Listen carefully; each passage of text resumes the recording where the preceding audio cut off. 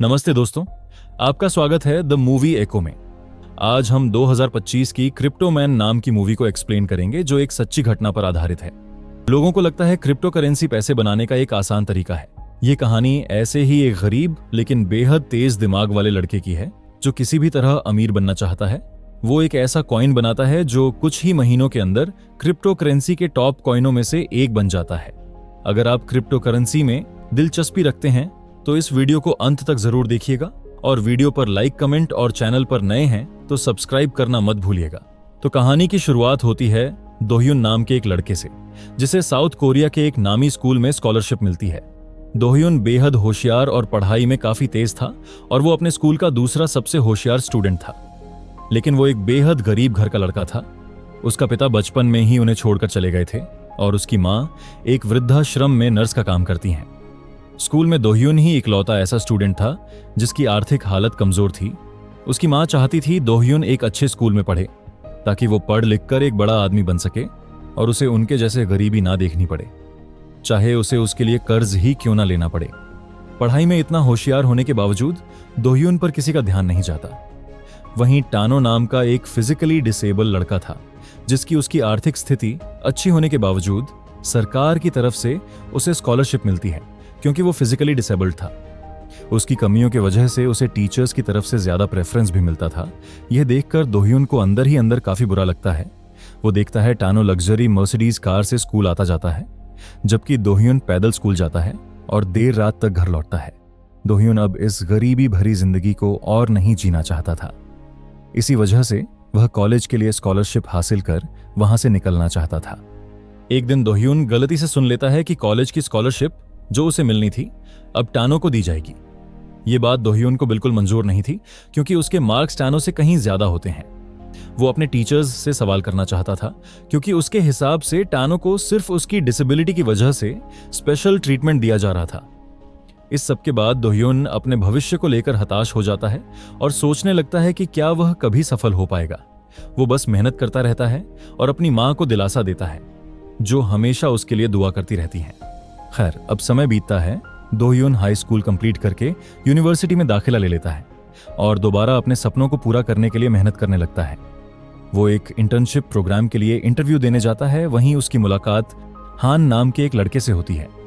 हान काफी भूखा होता है। यह देखकर दोह्युन उसे खाना ऑफर करता है। इसके बाद दोह्युन का इंटरव्यू कंपनी के सीनियर एग्जीक्यूटिव्स द्वारा लिया जाता है। वो बेहतरीन तरीके से सभी सवालों के जवाब देता है। जब उससे उसके रोल मॉडल के बारे में पूछा जाता है तो वह बेझिझक स्टीव जॉब्स का नाम लेता है। अब उसका जवाब सुनकर वहां बैठी कैथरीन नाम की एक सीनियर एग्जीक्यूटिव काफी इंप्रेस होती है और इंटर्नशिप के लिए दोह्युन का सिलेक्शन हो जाता है। अब अगले दिन दोह्युन अपने पहले दिन की शुरुआत करने ही वाला था, तभी अचानक हान का कॉल आया। उसने कहा कैथरीन ने उन दोनों को मिलने के लिए बुलाया है। अब दोनों कैथरीन से मिलने पहुंचा। कैथरीन उन्हें कुछ खाने के लिए ऑफर करती है लेकिन यह कोई मुफ्त की मेहमान नवाजी नहीं थी। कैथरीन उन दोनों को एक खास और सीक्रेट काम सौंपना चाहती थी, ऐसा काम जिस बारे में वह किसी से जिक्र नहीं कर सकती थी।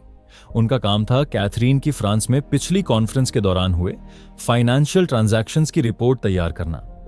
दरअसल उन्हें सिर्फ फाइनेंशियल रिपोर्ट तैयार करना ही नहीं बल्कि ट्रांजैक्शन को इस तरह छुपाना था ताकि ऐसा लगे कि उन्हें दिया गया फंडिंग सिर्फ ऑफिशियल कामों के लिए ही यूज किया गया है।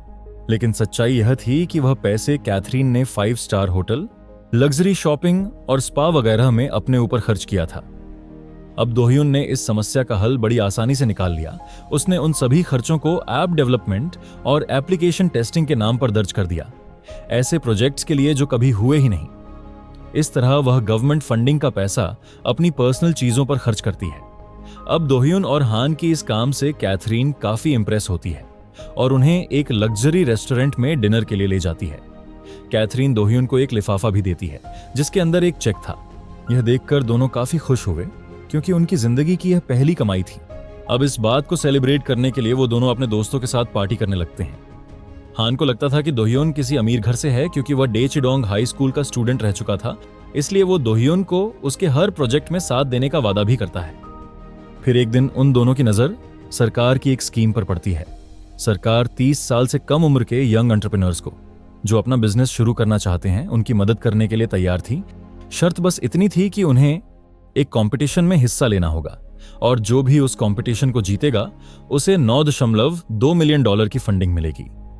उसके बाद वो दोनों कंपटीशन में भाग लेने की तैयारी शुरू कर देते हैं। इसके लिए वो दोनों दिन रात मेहनत करना शुरू कर देते हैं ताकि अपने शुरुआती कॉन्सेप्ट को टाइम रहते तैयार कर सकें, जिसे वह लोग कंपटीशन में पेश करने वाले थे।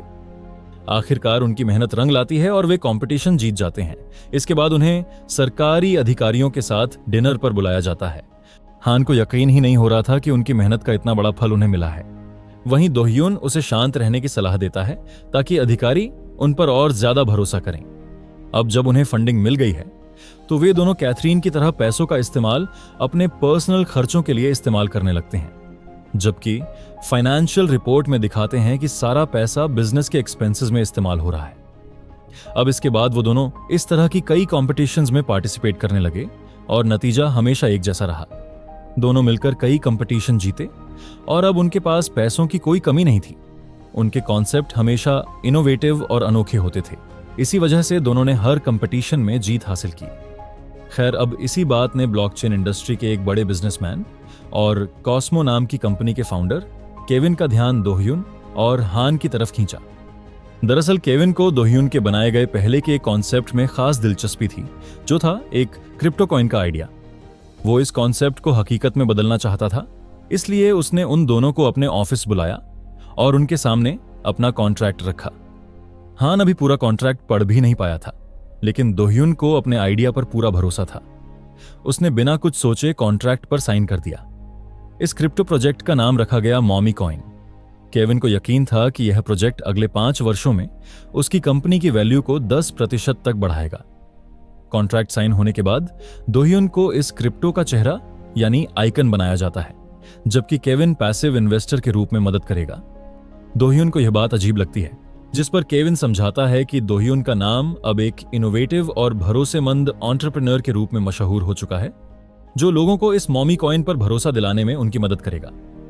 दोह्यून को लगने लगता है कि उसका सपना बहुत करीब है, लेकिन इसी दौरान उसके मन में यह अहंकार भी पैदा हो जाता है कि सारी सफलता सिर्फ उसी की मेहनत का नतीजा है और हान का इसमें ज्यादा कुछ कंट्रीब्यूशन नहीं है।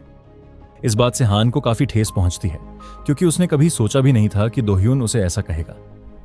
अगले ही दिन दोह्यून एक इंटरव्यू में अपनी मॉमी कॉइन के बारे में जनता को जानकारी देता है। हान वहां मौजूद तो रहता है, लेकिन दोह्यून उसे पूरी तरह नजरअंदाज करता है।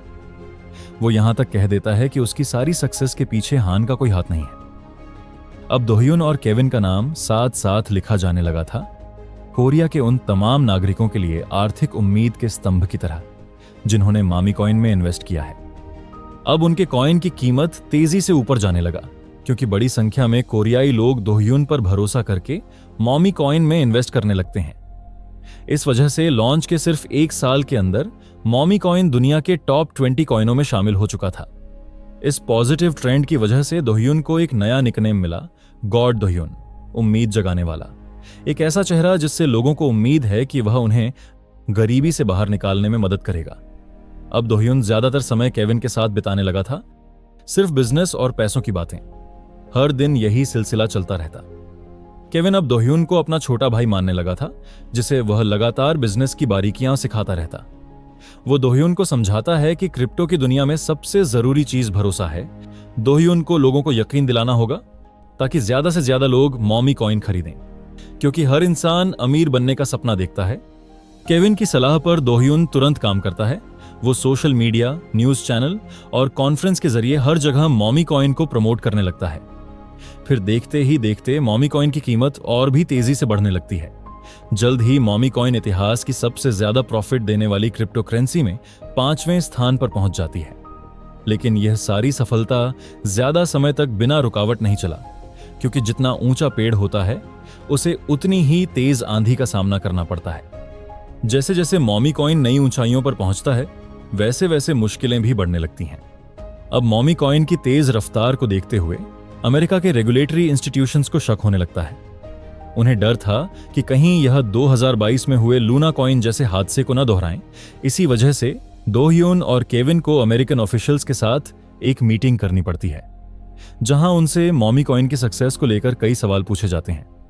अब इन्वेस्टर होने के नाते केविन बहुत फॉर्मल तरीके से जवाब देता है, लेकिन जब दोह्यून से पूछा गया कि इतना सारा पैसा आखिर आया कहां से। तब वो अपने इमोशंस को कंट्रोल नहीं कर पाया और कोरियन भाषा में अमेरिकी अधिकारियों के खिलाफ अपमानजनक शब्द कह देता है। अब सिर्फ अमेरिका ही नहीं बल्कि दक्षिण कोरियाई सरकार भी मोमीकॉइन पर शक करने लगती है और इसकी जांच शुरू कर देती है। दोह्यून को बार बार पूछताछ के लिए बुलाया जाता है क्योंकि यह बात अब भी अजीब लगती है कि केवल 3 सालों में मोमीकॉइन दुनिया की टॉप 5 क्रिप्टो करेंसी में शामिल हो गई। इस तेज उछाल ने सबको चौंका दिया था। कोरिया शायद दोह्यून के घमंड और उसकी बातों पर इतना ध्यान न देता अगर उसने आम लोगों को पागल न कर दिया होता। लोगों ने मोमीकॉइन के चक्कर में अपने घर, जमीन, जायदाद, यहां तक कि अपार्टमेंट तक बेच डाले, सिर्फ उस दौलत की उम्मीद में जिसका कोई फंडामेंटल था ही नहीं।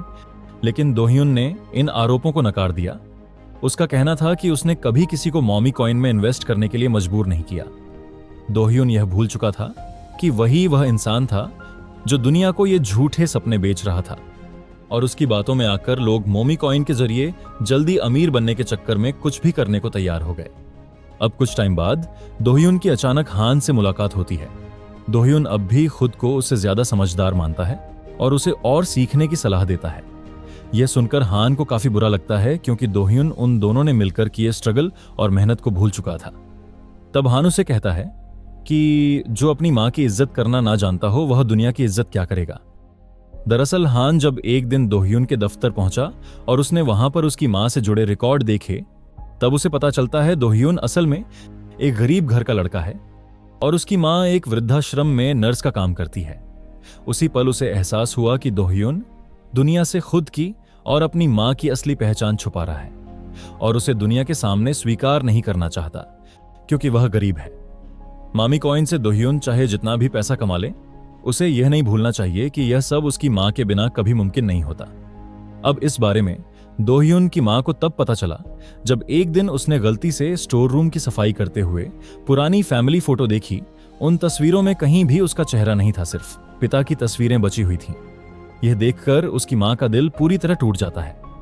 दोह्यून को लगता था कि वह जो कर रहा है उसमें कुछ भी गलत नहीं है, लेकिन सच्चाई यह थी कि वो धीरे धीरे अपनी दिशा खोता जा रहा था। इसके बाद दोह्यून अपने पुराने दफ्तर लौटता है जहां अब भी हान के साथ जीती गई कॉम्पिटिशन्स की तस्वीरें लगी होती हैं।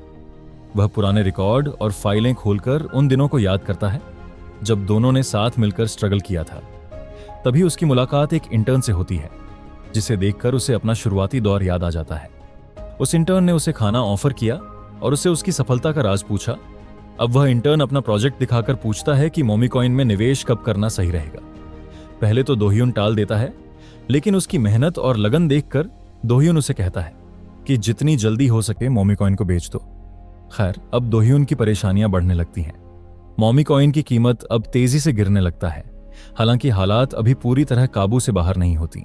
दोह्यून को लगता है कि सब कुछ अभी भी उसके कंट्रोल में है और वो मोमीकॉइन को किसी भी हाल में बचाना चाहता था। वहीं दूसरी तरफ केविन का मानना था कि अब मोमीकॉइन को जल्द से जल्द बंद कर देना चाहिए। इस बात पर दोनों के बीच काफी बहस होती है। दोह्यून केविन की बात मानने से इनकार कर देता है, जबकि केविन एक इन्वेस्टर होने के नाते अपना पैसा डूबता नहीं देखना चाहता था। अब दिन ब दिन मोमीकॉइन की कीमत गिर रही थी। इसी बीच एक भयानक सच्चाई दोह्यून के सामने आती है कि केविन पहले ही फैसला कर चुका है कि वह रग पुल करेगा।